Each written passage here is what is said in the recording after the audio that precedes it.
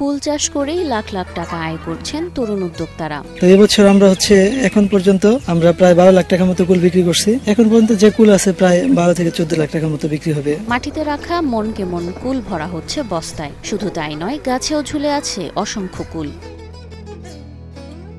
পাহাড়ি এলাকায় বাণিজ্যিক ভিত্তিতে চাষ হচ্ছে বিভিন্ন ধরনের এসব কুল। আমাদের এখানে আমার টোটাল 30 বিঘা একটা প্রজেক্ট আছে সবকিছু মিলে। তো এখানে শুধুমাত্র 14 বিঘা আমাদের আছে কুল বাগান। এখানে আমাদের 4টে ভ্যারাইটির কুল আছে, টক কুল, টক মিষ্টি, ভারত সুন্দরী এবং বল সুন্দরী কুল। পাহাড়ে আবাদ হওয়া এসব কুল স্থানীয় চাহিদা মিটিয়ে চলে যাচ্ছে ঢাকা সহ দেশের বিভিন্ন অঞ্চলে।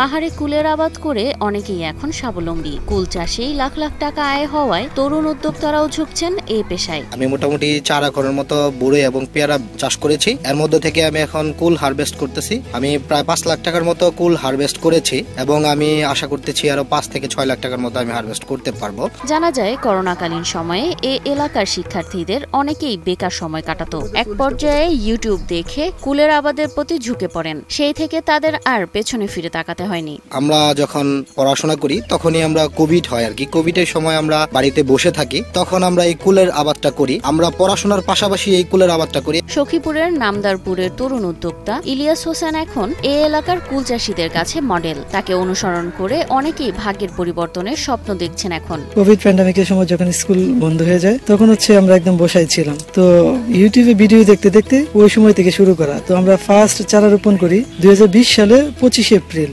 সম্ভবত ওই দিন ঈদ উল ফিতর ছিল। এইখান থেকে আমাদের এগ্রিকালচারে কাজ শুরু করা। ইলিয়াসের দেখা দেখে আরো অনেকেই কুল আবাদের প্রতি ঝুঁকছেন। এখন আর চাকরির পিছনে না ছুটে ব্যবসায় মন দিয়েছেন কেউ কেউ। কুল চাষ করি এবং পাশাপাশি আমার অন্যান্য বিজনেস আছে। এখন আমি চাকরির দিকে না ছুটে আমি কুল এবং অন্য ব্যবসার দিকে ছুটছি, যেটা বাংলাদেশের বেকার সমস্যা অনেকটাই সমাধান করেছে। এদিকে এসব কুল বাগানে কর্মসংস্থানের সুযোগ সৃষ্টি হয়েছে স্থানীয় লোকজনদের। এখানে কাজ করে তারাও এখন স্বাবলম্বী। আমি কাজ করি এখানে অনেক বছর ধরে। আমার বেতন দেয় মোটামুটি 20,000 টাকা। আমার ইনশাল্লাহ আমি ভূগোলাম বেতনে আমি শান্তিতে চলতে পারি। চলতি মৌসুমে টাঙ্গাইলে 500 হেক্টর জমিতে কুলের আবাদ হয়েছে।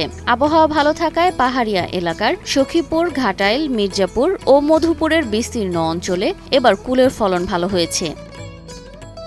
বিভিন্ন প্রকল্পের মাধ্যমে চাষীদের মধ্যে কুল চাষে উদ্বুদ্ধ করা হচ্ছে। এছাড়াও কুল চাষে তথ্য ও প্রযুক্তিগত সহায়তা দিয়ে উদ্যোক্তাদের সহযোগিতাও করা হচ্ছে বলে জানান টাঙ্গাইল কৃষি সম্প্রসারণ অধিদপ্তরের উপপরিচালক মোহাম্মদ আশেক পারভেজ।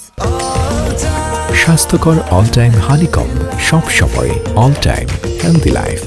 এই সমস্ত তরুণ উদ্যোক্তাদেরকে আমরা বিভিন্ন প্রকল্পের আওতায় ছোট ছোট আকারে প্রথমে আমরা বাগান স্থাপন করে দিয়েছিলাম। তো পরবর্তীতে তারা এগুলোতে লাভবান হয়ে তাদের এই বাগানগুলোকে তারা সম্প্রসারিত করেছে। টাঙ্গাইলের পাহাড়িয়া এলাকার মাটি কুল চাষের অত্যন্ত উপযোগী। সরকারি পৃষ্ঠপোষকতা পেলে এসব কুল দেশের বাইরেও রপ্তানি করা সম্ভব বলে মনে করেন সংশ্লিষ্টরা।